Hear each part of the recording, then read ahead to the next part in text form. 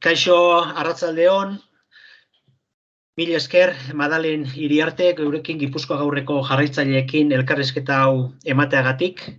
Mila esker zuei.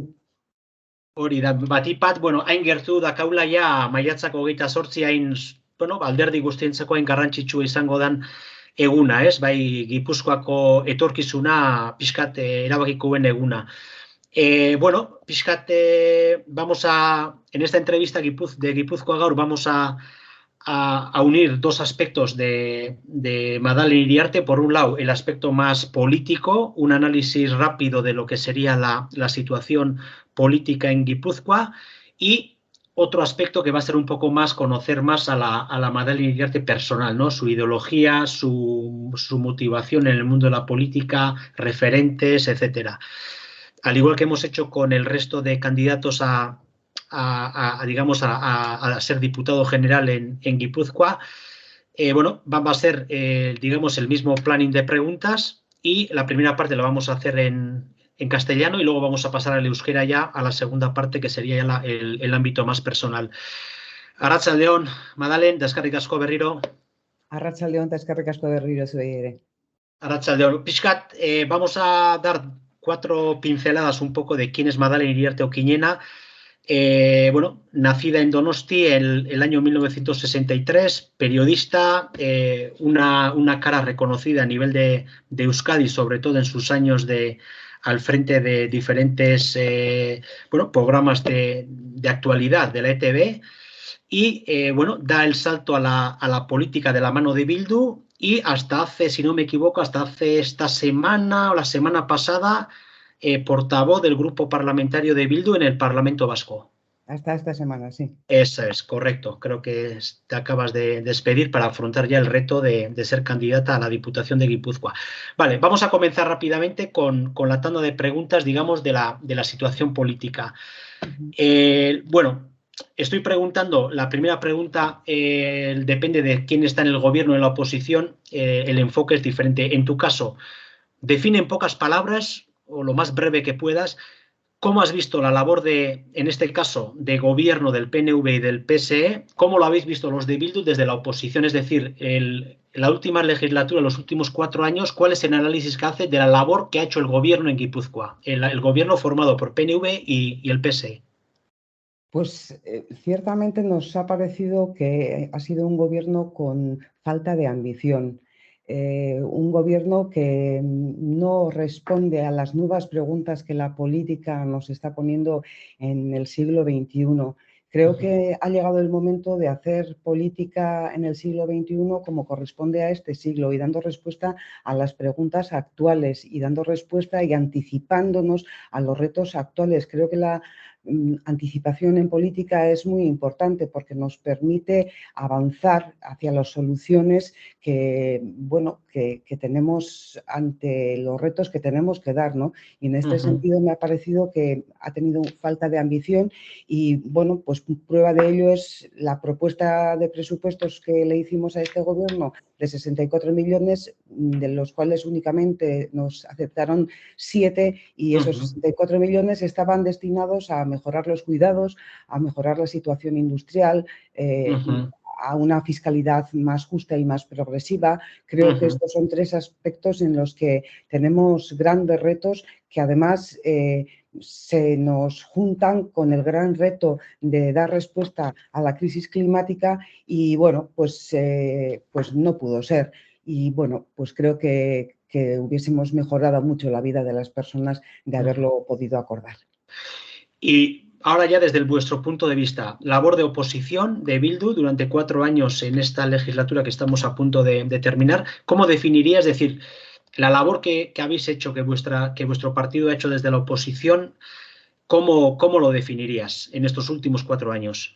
La labor que hemos hecho en la oposición, hayamos estado donde hayamos estado, ha sido con la intención de mejorar la vida de las personas, y además hemos llegado a la conclusión de que cuando Euskal Herria Bildu está en esos acuerdos, mejora la vida de las personas. Y hemos llegado a acuerdos importantes en Madrid, como en materia de vivienda, hemos llegado a acuerdos importantes en Nafarroa, como en materia de fiscalidad, hemos llegado a acuerdos importantes en el Parlamento Parlamento Vasco, bueno, acordando presupuestos o en el Pacto de Educación y hemos llegado a acuerdos importantes en diferentes ayuntamientos. Siempre que se trate de acuerdos en los que el contenido vaya a mejorar la vida de las personas, está Euskal Herria Bildu, y por eso decimos que cuando Euskal Herria Bildu está en esos acuerdos mejora la vida de las personas.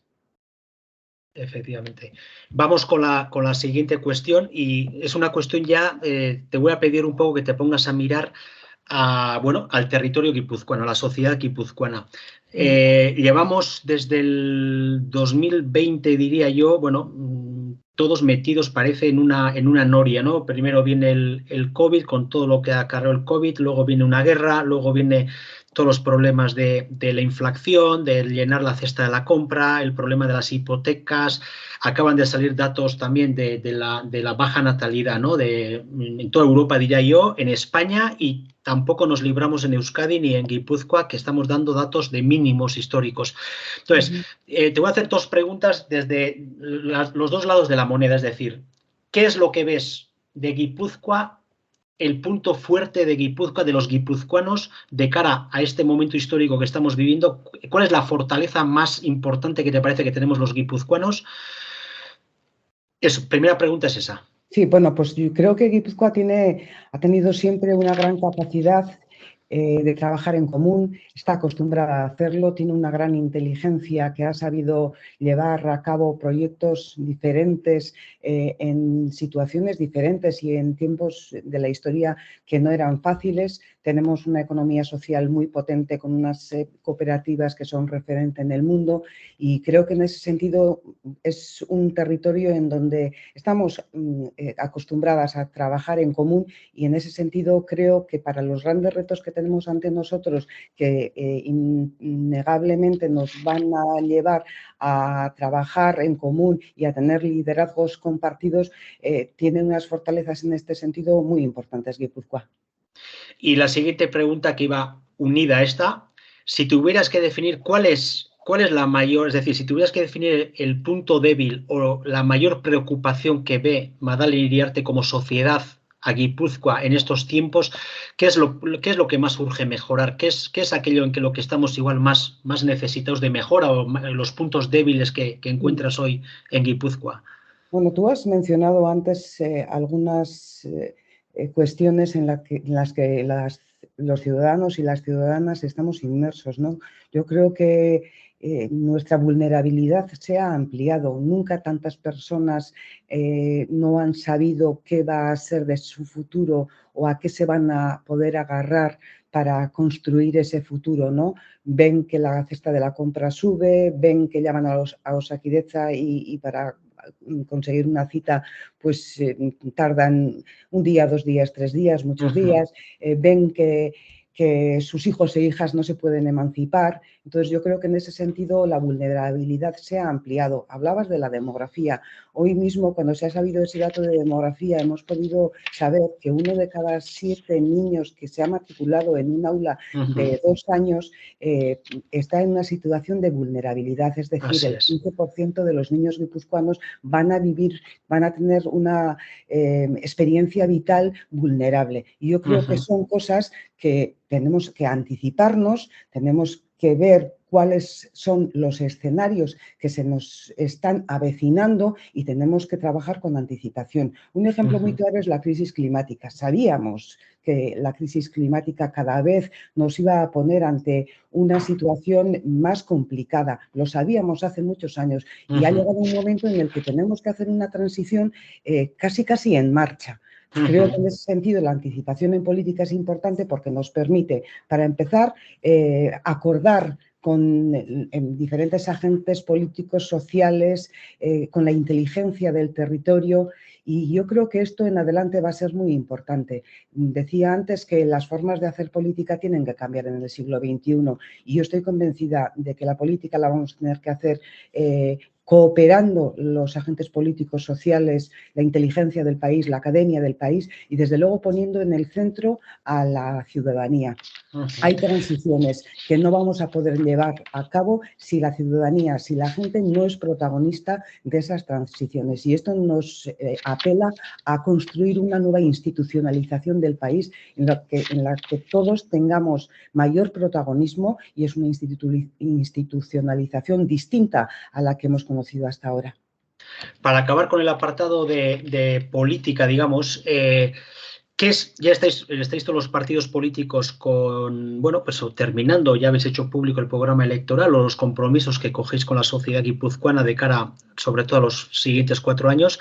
¿Cuál es, dentro del programa de Bildu, cuál sería el punto o los puntos más destacados de ese programa y en los que más se podría notar la diferenciación respecto a las políticas actuales o de los últimos años que han venido aplicando el Partido Nacionalista Vasco y el PSE? Bueno, pues por resumirlo de alguna manera, voy a hablarte de cuidados, de industria, de economía y de fiscalidad. Yo creo que en los cuidados tenemos que hacer una gran transformación, que hay que politizar los cuidados, que hay que dignificarlos, que hay que democratizarlos. Cualquier persona, si a lo largo de su vida necesita ser cuidada, tiene que saber que tiene un referente público y que no tiene que comenzar una gincana complicada en la que no sabe a dónde acudir. En ese sentido, yo siempre repito que necesitamos un sistema público de cuidados comunitario en el que la comunidad también sea corresponsable de toda esta situación. Y siempre pongo el ejemplo de Usurbil, que bueno, ha puesto en marcha una política de cuidados transformadora, creando ecosistemas de cuidado, trabajando con el sector, trabajando con la ciudadanía y bueno, haciendo corresponsables a todos los diferentes agentes del pueblo en ese nuevo ecosistema de cuidados que están creando. Creo que es un ejemplo que tenemos que llevar a las diferentes localidades de Guipúzcoa porque es algo innovador y es algo que nos va a permitir cuidar a la gente bueno, tal como se merece y tal como nos exigen los nuevos tiempos. Creo que tenemos que dar un paso importante en lo que se refiere a la industria, a la economía. La política industrial en Guipúzcoa ha sido, de alguna manera, la espina dorsal, diría, ¿no? Lo que ha vertebrado la economía guipuzcoana, ha creado empleo de calidad y ahora mismo ha perdido sobre el Producto Interior Bruto pues mucho, del 32,4 de 2008 al 27,6 de 2020. Estos son datos de diciembre del 22, los últimos que ha dado el Eustat. Y creo que en ese sentido tenemos que ir hacia una industria innovadora, resiliente, una industria que ponga a las personas en el centro, un modelo de empresa en la que los trabajadores y las trabajadoras tengan mayor poder de decisión, porque estoy convencida de que así el arraigo al territorio será mayor y además tenemos que trabajar para que no exista desarraigo, ¿no? Entonces, todo esto junto con el reto de la crisis climática, bueno, pues nos hace ver que tenemos que trabajar en común y que tenemos que trabajar, bueno, pues sin perder ni un minuto para que no haya una dualización de la economía tal como se está dando y para que la industria siga siendo pues uno de los motores importantes de la economía guipuzcoana. Y luego te hablaré de la fiscalidad. Creo que tenemos que hacer un cambio en nuestra fiscalidad integral, tenemos que hacer, lo he dicho durante los 7 últimos años que he pasado en el Parlamento Vasco, creo que es el momento de hacer un debate público sobre fiscalidad, incluyendo la fiscalidad verde, incluyendo los retos a los que nos tenemos que enfrentar para que la fiscalidad sea más justa y progresiva, para el que más tenga, pague más y el que menos tiene, pues tenga que pagar menos. Oso ondo, Madalen, mila esker, pixkat jorratu dugu ámbito politikoa, eta hoen ja sartuko gea pixkat ezagutzera Madalen Iriarte, bueno, pertsonalki, ideologia aldetikan, pixka bere motivazioa politika munduan, erreferenteak eta bar. Orduan, danei galdetzen diogun bezala, galdetuko nizuke, bueno, hitz bat edo esaldi bat asko jota, pixkat definitu zazu, maiatzaren 28an zure areriok izango dian beste bueno, kandidatuak esango genuke, hautagaiak. Nik uste da harreman batzuk izan dituzuela elkar, minimo batzuk ezagutzeko, oendala gutxi prentxan ere ikusi dut, mendia nola bostok edo juntzineten elkarrekin, eta hor, nik uste nahiko ezaguerara nahiko izango dezutela pixkat definitzeko, ez? Orduan, pixkat, iruditze bazaizu, edo hitz batekin, edo esalditxo batekin, Eider Mendoza, Eusko Alderdi Jeltzaleko kandidata, ze nola definituko zenuke? Begira, nik egia esan behar dizut, ez zait iruditzen politika pertsona bakoitzaren baitan bakarrik ulertu behar dugunik, uste dut politika azkenean talde oso baten baitan egiten dugula, nik pertsonaiei erabateko errespetua diet, baina enuke naiz sartu, ze iruditzen zaidan eta ze zaidan iruditzen esatera, nik arduraz eta errespetu zartzen dut bereiek egiten duten lana, bereiekin ados balin banago edo ez banago dire, eta espero dut beraiek ere arduraz eta errespetuz ikustea nire lana. Baina nahiago nuke ez sartu era honetako, galdetik, oso ondo. Eta hori, oso ondo. Beste pixkat egin dute zea batzuk, pasako izugu linkak, baina oso ulergarria zure postura. Baina ez dakit zure burua, berdina galdituko izu, baina zure buruarekiko nola definituko zenuke, edo zein da zure pixkat karakteristika garrantzitsuena, hau da, pertsonalki nola definituko zeinak ez zure burua? Ni naiz pertsona langilea, konprometitua, humilea naiz, eta errespetu handia diot hain zuzen ere jendeari eta inguruan daukadan guztiari. Persona empatikoa eta herri honek dituen erronken aurrean beti eskua luzatzeko prest nagoena. Beste galdera bat, zuk urte askotan izan zian esan dugu hasieran pixkat oso ezaguna Euskadi mailan, pixkat, ETB-en eskutikan, eta egin zenun, uendala urte batzuk ja, pauso garrantzitsu bat, pentsatzen zure bizi moduan, azkenen politika mundura sartu, eta zein, hau da, noiz sartu zeinan politika mundura, eta zein izan zen zure motivazio handiena salto hori emateko, hau da, politika munduan sartzeko? Egia da, 35 urteko ibilbide profesionalaren ostean, eta gian esango nizuke inoiz pentsatu ez nuelarik, galdetu ere galdetzen zidatelako, alako batean erabaki nuen baietz urratsa emango nuela, ezta? Eta nire helburu gorena zen, jendearen bizitza hobetzea, baina jendearen bizitza hobetzea aparte, ekarri nahi nituen politikara, nik politikan ez nengoenean nituen usteak, nituen begiak, politikan nola ikusten nuen, pentsatuz, herritarrengandik gertuagoko nolabaiteko iritzi bat ekarriko nuela politikara, ezta? Eta iruditzen zitzaidalako herritarren presentzia hori politikan egotea garrantzitsua zela. Eta halako batean baietz esan nuen. Zein da Madalen Iriarteren ideologia politiko, hau da, ez dakit, etiketak erabiliz edo etiketa erabili gabe, baina pixkat zure burua, zure pentsaera, zure ideologia, nola definituko zenuke politika mundu, nun kolokatzezu pixkat tablero hortan zure ideologia? Ni emakume abertzale bat naiz eta ezkerreko emakume bat naiz, beraz, oso labur esan da, emakume abertzale ezkerrekoa naiz. Ezkertiarra. Oso ondo. Datorren galdera da, pixkat, eskatuko izut, bi galdera berdintxu dira, baina bat arlo politikoan da bestia arlo politikotik kanpo. Orduan, eskatuko izut, zure arlo politikoan zein da zure referentea izan dana politika munduan, bai oain dabilena politika munduan, edo utzi zuela, oindala urte asko edo, zen izango litzake zure referentzia politika munduan?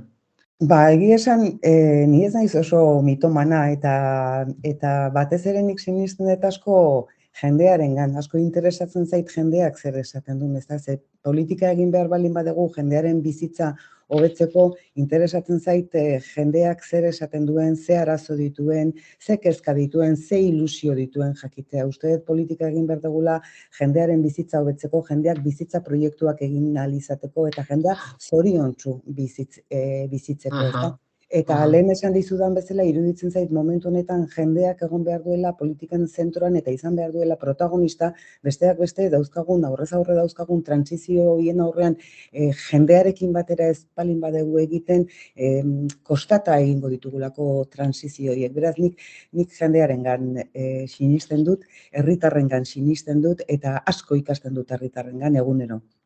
Eta, bueno, bigarrengo galdera ez dakit arlo beretik jungo zean edo pixkat desberdinean, hau da, itziten dira erreferenteak edo, bueno, norbaitengan miresmena edo bueno, izate hori. Politikatik kanpo, gizarte mailan, bai kirola edo kultura edo ekonomia mailan, madaren irarte badu norbaitengatik oan bizidana edo igarokoa, miresmena edo erreferenteat beti izan duna bere bizitzan? Bueno, niri kirola asko gustatzen zait eta egia esan, bueno, asko begiratzen diot kirolari, batez ere atletismoari, ezta? Bai, gaina usteet egintzen nula, ez? Behin obin irakurri dut, ez? Korrika egiten nuen, bai, 200 eta releboa egiten nuen, bai, izugarri gustatzen zait, eta, bueno, lehengoan ere anoetan 200 bat ikusteko aukera izan nuen, tan geratu nintzen txundituta, ezta?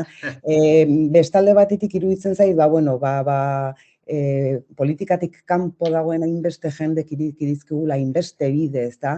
Eta ez dutela izan izen, ez dakit, propio errekonozitu bat, edo ez direla liburuetan aterako, eta horiek guztiak ere merezi dutela gure onespena eta gure eskerra, ezta? Baina, bueno, izen bat galdetzen didazuna ez, eta zerbait, norbait aipatzearren esango dizut, Maialen Lujanbio, tokaia bat aukeratu dut. Maialen Lujanbio uste dut referente bat izan dela ere hain gurea den bertsolaritza horretan, uste dut sekulako eraldaketa egin duela bertsolaritzan, sekulako bertsoak egiten dituela, iruditzen zait oso maila handiko bertsolaria, urtetan kostako dana bere maila gainditzea, eta Maialen Lujanbiorentzat, beraz, nire gaurko aukerak eta honetan egiten dudan autua. Oain, galdetuko izut, beste bi sentimendu edo, bueno, zuk ja urte batzuk badamakizu politika munduan, eta politika mundua, bueno, asko esatu genez, nahiko garratza omen da, nahiko zaila omen da. Orduan, eskatuko izut, bi sentimendu gogoraztea politika munduarekin, barne, zerikusia dakanak zure ibilbidearekin. Hau da, azkenengo urte hobetan zu politika sartu zeineanetikan, zein da, gogorapen bat etortzen zaizula, zuk zuzenian hartutako erabaki bat edo zuk parte hartutako ekimen bat edo, oso barrutikan oso posik sentitzezuna edo arro sentitzezan esan Jesus, hause ondo inun edo hori, ze puntu positibo hori zen izango litzake? Bueno, egia da politika garratza izan daitekela, baina niri hau esaten didatenean pudore pixka bat ere ematen dit, ez? Zenbat eta zenbat langilek egiten dute lan oso baldintzak askarretan, eta txandatan, eta beraien seme-alabak ezin ikusita, eta kondizio eskasetan. Beraz, nik uste dut gauza guztiak bere tamainan jarri behar direla. Eta egia da, niretzako politika vitalki izan da oso esperientzia indartsua, oso potentea, baina edozein kasutan uste dut gauzak bere tokian jarri behar direla, ze niri bestela lotxak pixkatxo bat ematen dit. Poza sortu didatenak, normalian akordioek poza sortzen dute. Ze, ikusten duzu, zuk zure ikuspegitik jendearen bizitza hobetzeko diran gauza horiek jasoak izan direla beste batzurekin akordio batean, ezta?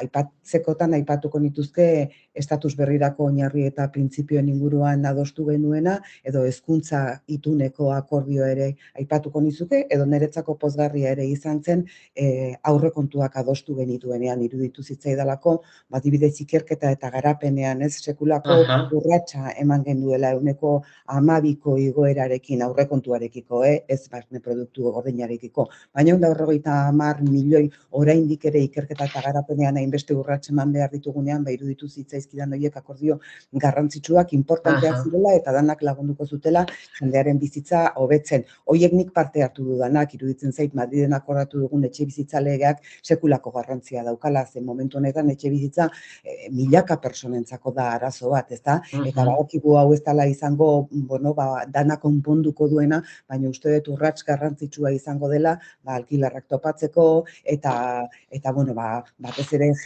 jende gaztearen emanzipaziorako bide bat zabalduko duena. Horiek iruditzen zaizkit garrantzitsuak eta batez ere jendearen bizitza hobetzen dutenak.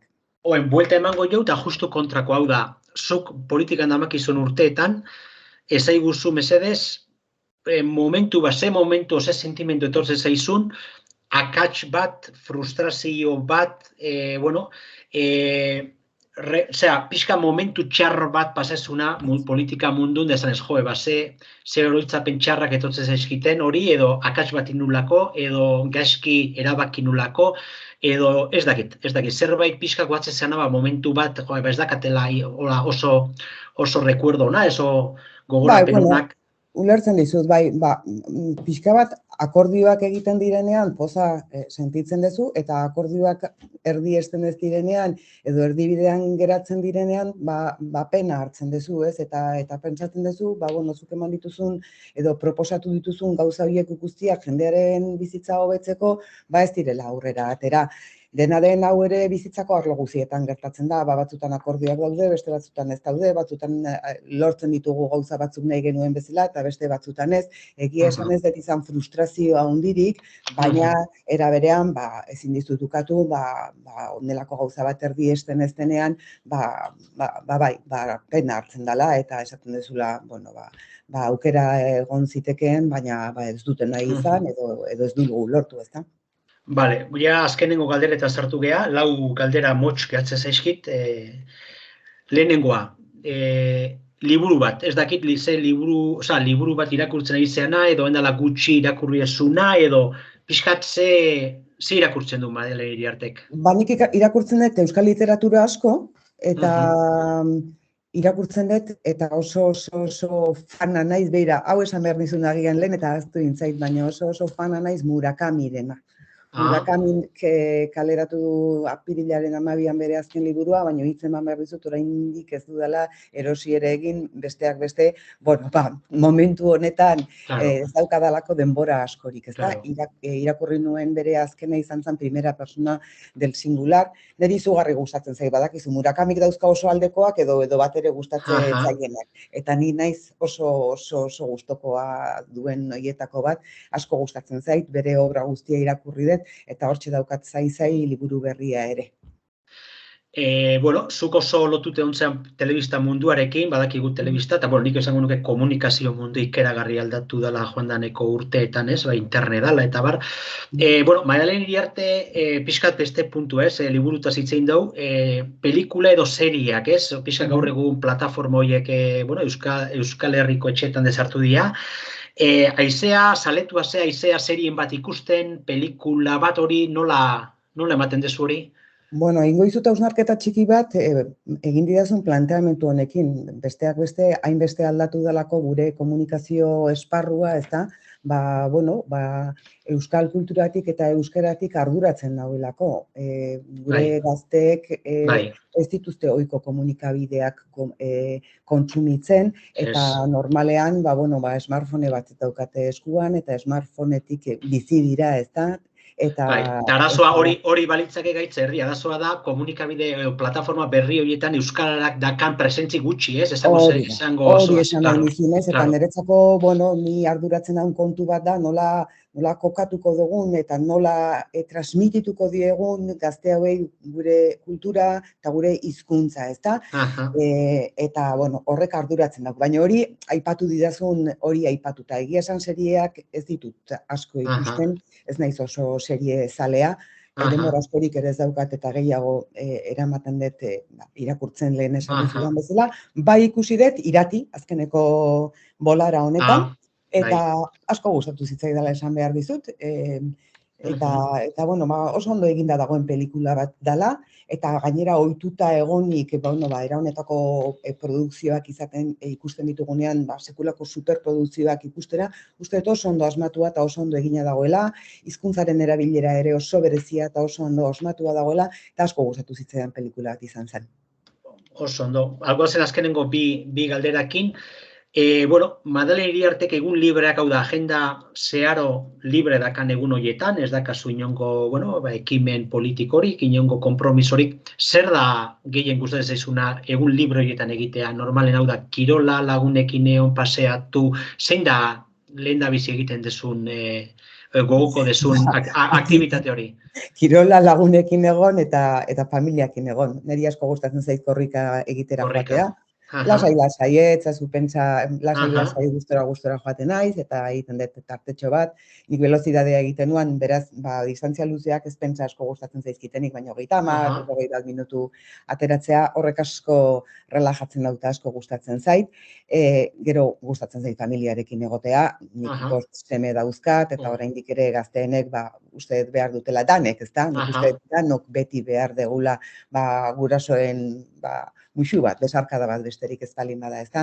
Baina badaukat oraindik ere 16 urteko bat, eta gainera nahi izaten ditu nire besarkadak, nahi izaten ditu, eta orduan,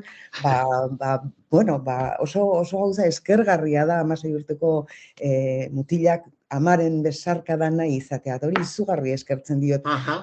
Edo seguru aski ez diote eskertzen balio duna beste, ezta? Eta gero gustatzen zait jendeakin egotea eta pote bat hartzea. Eta azkenengo galdera,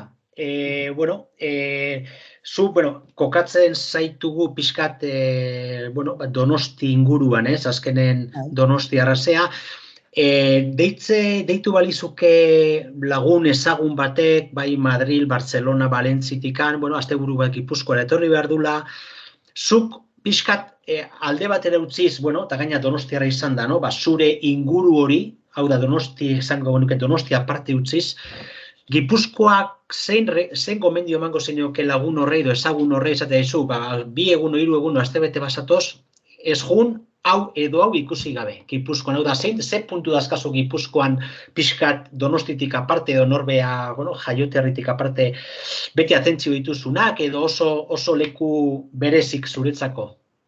Utziazu esaten Donostian Ondarretako hondartzara eramango nukela, eta litzaidala gainera neguan eramatea zeneri gustatzen Ondarretako hondartzan neguan izugarri. Seguru aski egokiko ditu Donostiak beste puntu batzuk, bizta hobeak ditunak, baina niri izugarri gustatzen zait. Eta gero Gipuzkoan eramango nuke edozein tokira, ez da, ze bai kostaldean edo, bai barnekaldean, bai mendialdean. Lehengoan egon itzan Amezketan adibidez, Lagoitzen buruan, jozan paisaje zoragarri bat, baina jaten bazea kostaldera, berdin zaite, Hondarribitik eta Donostiaren salto egin, eta Orio Zarautz, Mutriku Deba, zoragarria da, ez da, Zumaiako, aiztarte zoragarri hori, nora ez nuke eramango, ez da, barnekaldean ere beste hainbat inguru, eta gero, ze interes dagon, ez da, baina Arrasate inguru horretan ere, ekonomia sozialak hainbeste garrantzi duen horretan, kooperatibek mundu mailako erreferentzia hartu duten horretan, ez da nik uste, agian ez dira, Donostiako, nola esaten diote, marko inkomparable, baina leku ederraskoak daude, lehengo batean ere Arrasaten egon itzan eta, Urkuluko urtegia dago inguru horretan, eta leku zoragarriak dira, eta gero gainera nik uste dut badaudela, beste interes toki batzuk, interes leku batzuk Gipuzkoan hainbat tokitan, ez da? Eta nik uste dut, hoberena izango litzakela, hain lurralde eskuragarria daukagunez, hasi Hondarribian eta bukatu Oñatin, goira eta bera, ia egun betean egin daiteke eta. Madalen Iriarte, 34 minutu izan dira solasaldian, 1000 esker Gipuzkoa Gaurreko jarraitzaileentzako elkarrizketa hau emateagatik, nik uste gehiago ezagutzeko aukera izango dutela, pixkat nor dan eta nola pentsatzen duen, eta ze ideiakin, dabilen Madalen Iriarte, eta dana izaten bezala, sorte hon, datorren maiatzaren 28-rako. 1000 esker eta plazerra handia izan dela, eta plazerra handiz egon naizela zuekin esan nahi dizuet. Nahi dezuen arte. Eskerrik asko.